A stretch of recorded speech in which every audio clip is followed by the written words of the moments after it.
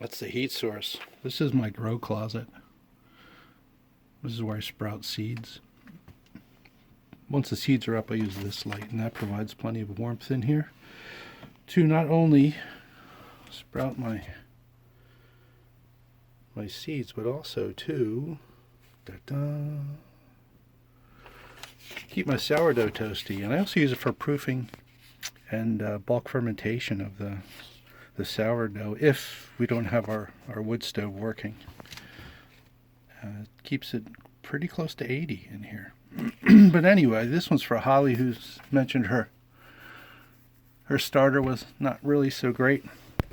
I did an experiment earlier this week, and I dried my starter discards on parchment paper and whittled off the pieces. They were in flakes, big flakes.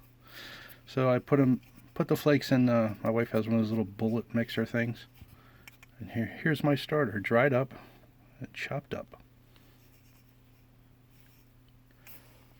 But the real experiment was to see if it worked. So I started to rehydrate it, and that's what this is. And this is the 5th day of this starter. And this one, holy mackerel, let's do this one-handed, smells really sour. I'm looking forward to trying it.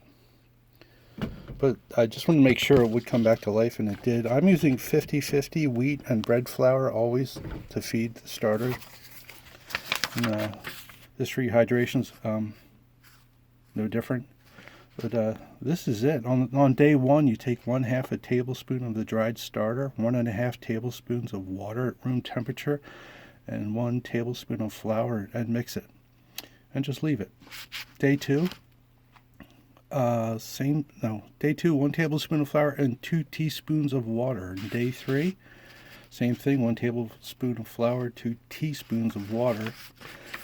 And day 4, you kick it up a notch. You go to 1/3 a cup of flour and 1/3 a cup of flour and 1/4 cup of water.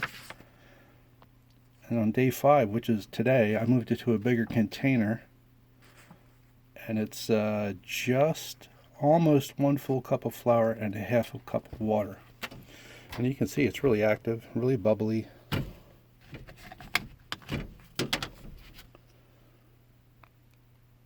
Smells great. I did change it because I looked at my oven timer today. It was 7:35. I didn't set it or fall back yet on it, or spring forward. I'm sorry, I didn't spring forward on my time. But yeah, it's ripping, really nice active starter. So I don't know, Holly, if you want some, I'll mail you some. If you have a P.O. box or something secure, be happy to pull some out of here. I have plenty.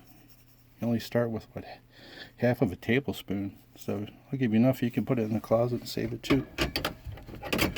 There are the tomatoes. Chocolate sprinkle.